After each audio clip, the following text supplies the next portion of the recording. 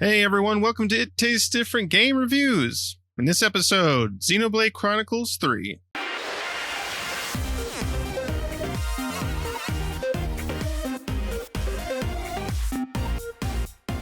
Xenoblade Chronicles 3 was developed by MonolithSoft and published by Nintendo. Came out on the Nintendo Switch on July 29th of 2022. This is a JRPG. It doesn't follow anything. All the Xenoblade Chronicles are different stories, but it's basically the Xenoblade Chronicles series. And if you're familiar with that, starting with the Wii U version of Xenoblade Chronicles, then you'll realize what kind of JRPG you're getting into. They are a little bit different, but it's like an open world JRPG, explore, story, missions, leveling up, skill trees, various things of that nature, which you would pretty much expect from a JRPG.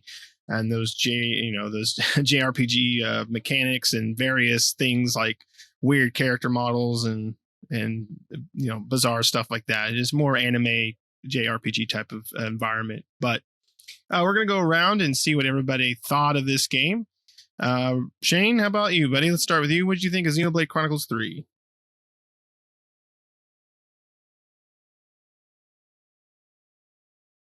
Didn't think much of it, Pat.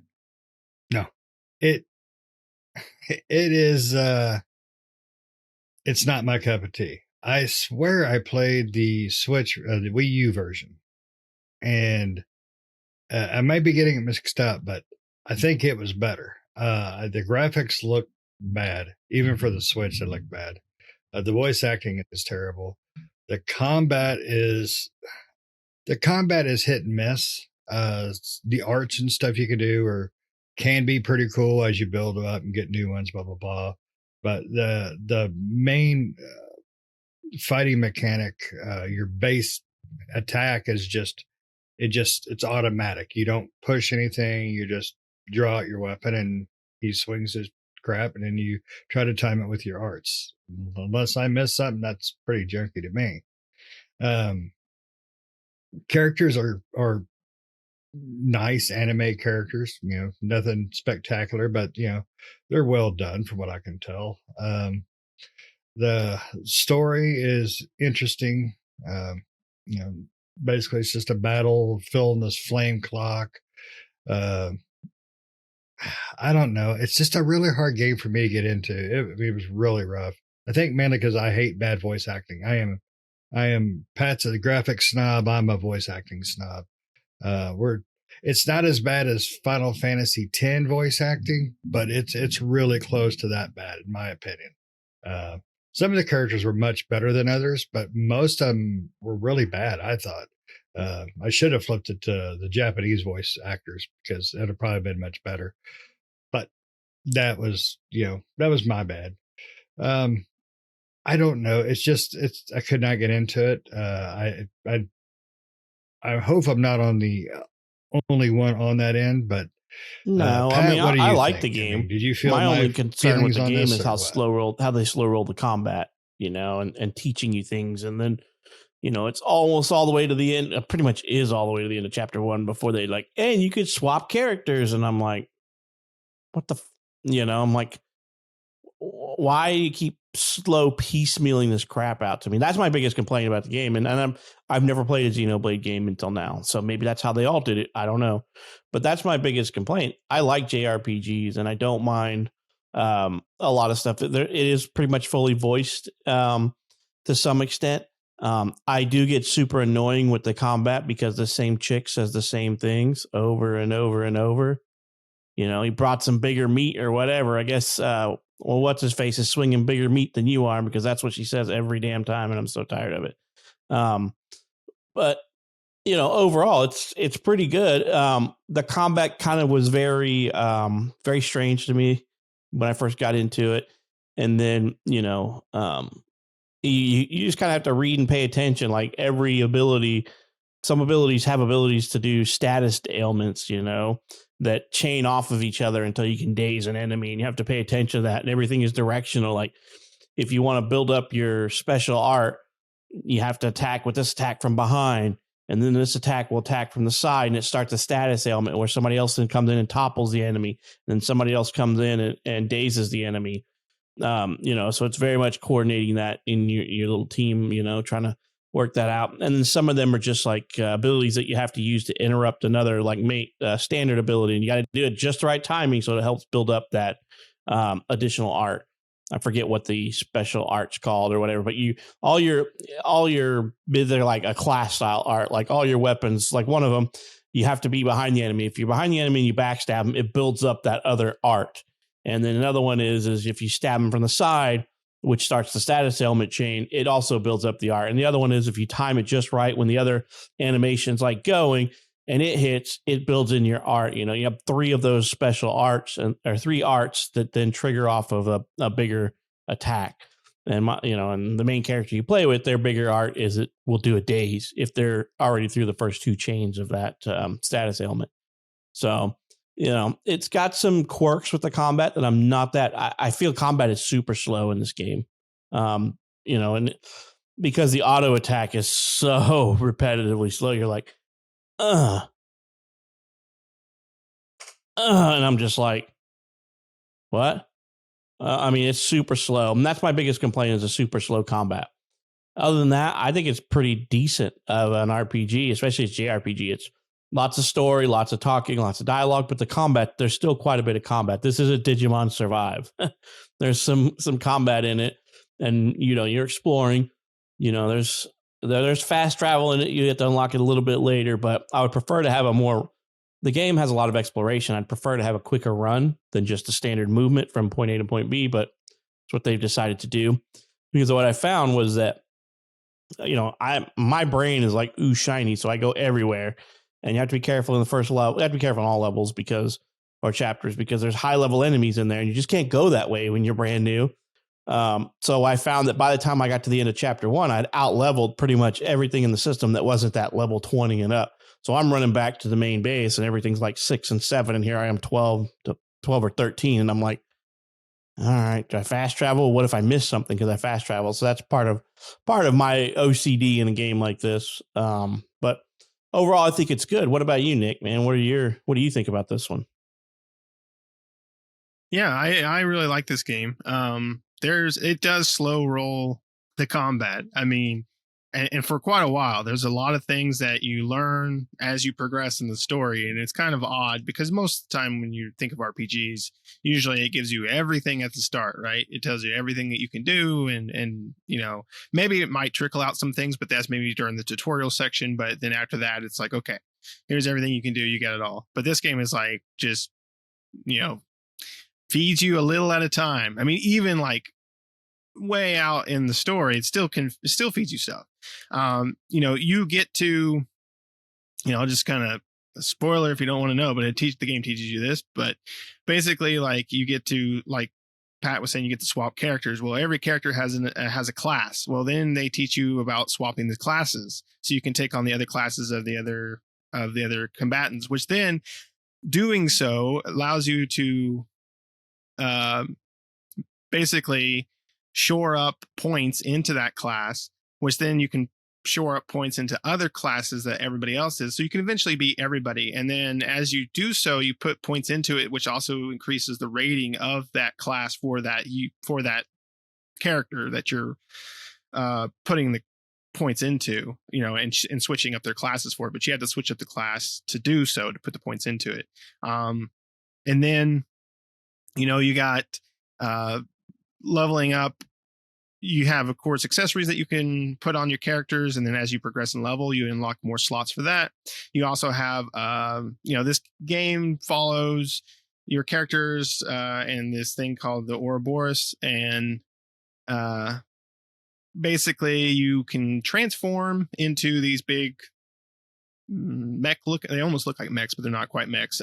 These transformed giant beast things that you fight with, and then your whole party can eventually do that, where you can all transform into these giant beasts. And then you learn there's a skill tree for that, and you unlock that. So you unlock a skill tree that you can unlock all these points and put all these points in the skill tree for your mechs or whatever, your fusion. And yeah, when you're talking about your arts, you have the normal arts, and then you have this one big art. And then you have the fusion arts, where when you do switch classes, you can attach arts from the other class, and then you can do these fusion moves that do more damage, but you have to basically increase the ability to use both of those arts. And then once you do, you can hit the button to use the fusion arts ability. So there's a ton of stuff. But the thing about Xenoblade Chronicles for me, it has always been the auto combat part, right? That part I still can't get used to. It's a hard system to get used to, because when you think of JRPGs, you think of either selecting options, or you think of going out there and, kind of like traditional Final Fantasy, or going out there and fighting, because the game kind of reminds me of the Tales series, except for in the Tales series, you can attack while you do arts. And this one is where the game just auto attacks and you do arts, right? So you're basically just, instead of kind of like Tales, but you're not fighting, the character's fighting for you, and you're just performing the arts, right? So it's a really weird system to get used to. I think even as I've played through all the Xenoblade Chronicles, and even playing through them, I can't get used to that auto battle system. It just something just seems off. Like I feel like I'm not doing something right. I almost feel like, wait, shouldn't I be? Oh yeah, I am attacking. I just got to stand here and just basically look at the buttons at the bottom and wait for them to light up so I can start and make sure my character is in the right position. Because Pat's right. It has a little arrow icon. It shows you which position of the monster you're looking at. So you got to say, okay, this art works from the side, so I got to make sure the arrow is pointing left or right. Then I'm going to do it. Then this one's from behind, so I need to go behind them and do it from here, just so you can increase your arts as you go. But so it's a very odd system, but there's a lot to it. There's a lot to this game. They just slowly baby feed all this information to you over time, and it's I kind of get why they don't. Excuse me. I kind of get why they don't tell you it all up front, because it's a lot, right? And that's maybe the reason why they kind of spoon feed it to you. But it seems like it's just strange, I guess, as playing an RPG that so far into the story, it gives you a new mechanic, right? But I guess at the same time, it's kind of fun, right? So you can be like, oh, cool, now I can do this. And there's a reason in the story. The story makes it also, the story basically explains why you can do this now, right? So it is a part of the story, which is nice. They don't just say, okay, now you can do this because we've decided to unlock it. Something happened in the story which allowed you to now do put points into something or whatever the case may be, right? So that's good. Overall, I really like the game. I enjoy it a lot. I like the story. It's very interesting. I don't have any problems personally with the voice acting myself, but I think it's fine. Yeah. I've played much worse games. I think that's my only complaint is the combat, in my opinion, Nick. It feels so slow. And I'm assuming the higher up your level you get, the quicker it maybe gets, as you put your talents into things speed up a little bit. I feel like the entire time my brain is just going, okay, the backstab one's going to come up first, so I'm going to have to position myself in back. I'm sitting back there just while he's hitting, just going, da-da-da-da-da. Let me tickle the bum real quick. All right, it's up. I'm going to stick him in the bum. And then I'm like, all right, the next one that should come up should be my side attack. Let me get in position. And I'm just sitting on the side auto-attacking and waiting for that position to cool down. And then I'm like, okay. And then I attack. And then I'm waiting for my cancel ability to come up. And I'm like, okay, he just hit the cancel ability. Okay, cool. Now I've built up enough for my talent art, and I'm waiting for my talent. Because in my opinion, most of the mobs, unless you're tackling the elites, they don't make it to where I build up my talent art. They're usually dead before my talent art fills up, because the only way to build up your talent art is to hit the canceling attacks and then things like that.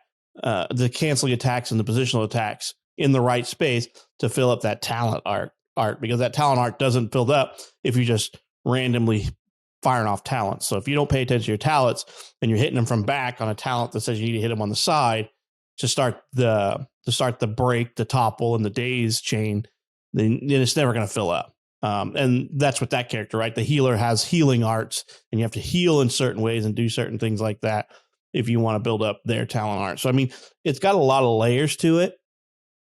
It's just, the combat is a little too slow for me. I wish you could kind of speed it up. But that's my only complaint about it. It's really fun. I've enjoyed it. I I wish it was on something like the PlayStation or the Xbox, so it was more graphic fidelity. So I had more graphic fidelity to it, but I can overlook that. I know what I'm getting into at Switch games. I knew what I was getting into at this one. It's not like it's going to be doing any 4K cool ass engine game. You know, it is what it is. But I think it's a good game. Yeah, but we played much better looking games on the Switch. One thing I do like about the combat, though, is the way you have so many options to set your character's actions. You know, your healer, you can set him up to heal, 3, 4, 5 different ways. The attacks for your other sub characters.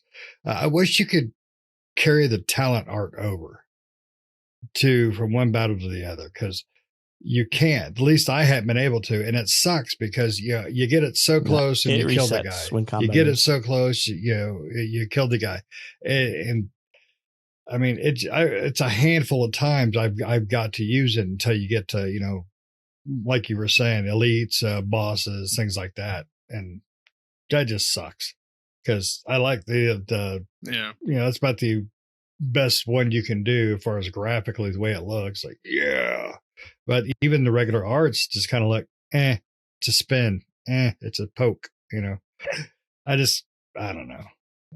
Just me, I guess, but I could not get into it. Pretty disappointed with it myself. Yeah, you also get chain attacks, which, the chain, I forgot about those as well. It's also a meter that you fill up. But then you can also, that system's a little, I don't know. I understand it, but it's a little confusing when you're trying to put points into the bar to get it to, because you get it to 100%, right? And you're basically trying to. So what you do is when you start a chain attack, you have every character's icon at the bottom with an amount, and that amount can stack where they can add additional points. So they say this attack's going to do 20 points, but as they're attacking, as they continue to attack, you can put more points into that.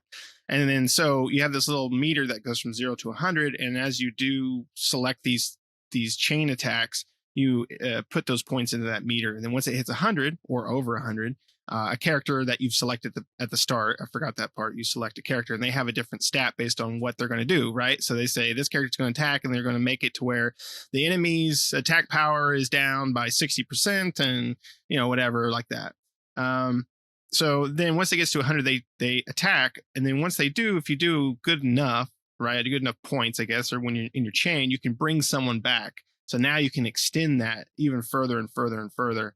And so, it's kind of like it's fun little mini puzzle game kind of sort of, because you're trying to like hit 100 but not get over, because if you use your mechs at the end, your medics, it only tops out at 99. So then you're like, well, you don't want to use those as your ends, because you had to hit 100 for your main character that you selected to be able to do their chain.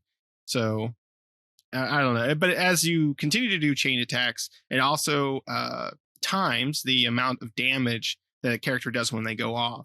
So you can get that times whatever quite large as you're continuing to chain these attacks on there. So it's a really cool system that's got a lot of tactics, I guess, behind it, because you got to really think about what characters you're selecting and how you want to choose everything. Yeah. So. Yeah, I mean, overall, it's a pretty good game, I think. It's got quite a bit. It's quite a bit involved, is what I should say. I mean, exploration alone kind of runs you around the whole map, and the map's a pretty good size. Yeah. And things like that. And like I said, they built a fast travel thing, and you'll learn about it as you further progress in. There'll be a little bit of fast travel. Overall, though, I like the game. I just wish I had more time to play it. I mean, it's 7 chapters long. And so each chapter seems like it takes quite a bit of time to get through. Those are very long chapters. That is one thing I got to give it. They don't piss around. They make those chapters plenty long, almost too long. That first one, I thought, damn, I'm in chapter 3 by now. Nope, finished chapter 1. It's like, that's only one chapter. So, yeah, there's some long chapters. There's also cooking and gym setting in the game. You get to cook meals, and you can gym set, put gems in your weapons. What I like too is there's an auto sell feature, Every RPG should have this. When you pick up junk, it just automatically sells it for you, which is awesome. When does that kick in? Oh, when you later on, when you get the little nippons, the little squishy guys. I'm like going in. What can I sell versus what I can't sell? Because it really what you can sell, because the game does explain that anything that has the scale icon is something you can sell. That's just the scale icon junk. In the tutorial, they're like pointing to a scale, but they're pointing to the side diamonds, which is not what it's. When I was going through it, it's like it has a scale icon. And I'm like, it's showing the 3 diamonds side by side, and I'm like, that's on everything, And so I'm like, what can I sell versus what I can't? So I sold a bunch of crap in the beginning. And I'm like, oh, damn, there's these quests that I turn those things in for, where you need so many of these materials. I forget what the quests they call them, because there's like 5 different types of quests in this game. There's like they're like a board quest where you pull down like orders off a board and I'm like, I sold a bunch of crap, and I'm like, and now I got to run around the beginning area again to get all the crap so I can turn in these orders, basically. So I'm still confused on what to sell sometimes. I'm like, so I don't sell anything half the time. Yeah. I don't either. But yeah, they do have the auto sell, which just automatically sells your stuff. I need that in my life. Or at least your junk. The stuff that's junk, right? That has no other value use besides selling. Right. All right. Shane, did you have something else you wanted to say? No, I just there's so much you can do in this game. I got to give them credit there. I mean, there is a plethora of the combat, plethora of damn everything. I mean, there's just so much you can do. I do like the enemies, though. They're a little generic at first, but they build up and they get some neater ones. So I like the God, I was correcting Pat before he started how to pronounce it. I can't even pronounce it now. Ouroboros. So yeah, it was me who was pronouncing it wrong. Yeah, shame on both of you. Yeah. I like this game. I think it's worth it. If you played the Xenoblade Chronicles games before, you kind of know what you're getting into. It's pretty much the same as far as that goes. I feel like there's just some different systems and stuff like that. Every one of them's different. But if you kind of played those JRPGs, I think this is just another one of those.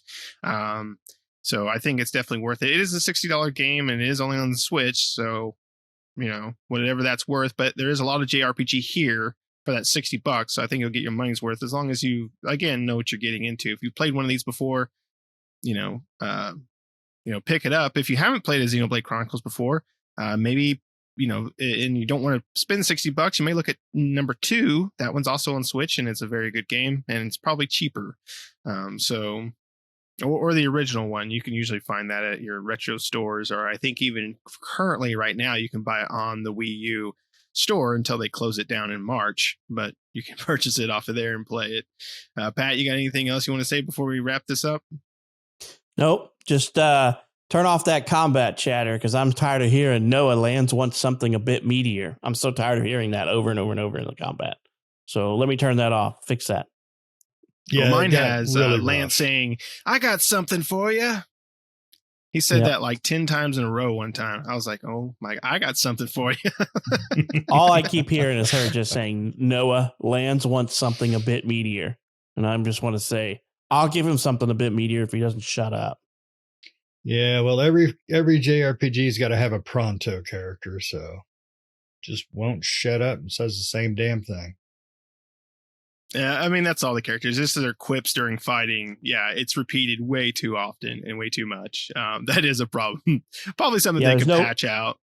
There's not enough variety. It needs more variety. If they're going to let it in there, it needs more variety. There needs to be 50 sayings for each character, because as much as you enter and exit combat, it needs something more. Well, they only paid enough for one per character. I guess so, because I got something for you. I mean, that's all that my guy ever says. That's what Lance says all the time. I got something for you. I'm like, yes, I know, Lance. You got something for us. All right. But otherwise, I think it's a good game, and I think it's worth your time personally. So let me know, let us know in the comments below. What did you think? Have you played any Xenoblade Chronicles, and what do you think of those? Do you like JRPGs? Are you a fan? or have you played this one? What do you think of Xenoblade Chronicles 3 compared to 2 and 1? Just let us know down in the comments below. But thanks for watching. Make sure you like this video. Make sure you subscribe. Hit the bell notifications to stay up to date with new videos that we do all the time. And we'll see you next time. See ya.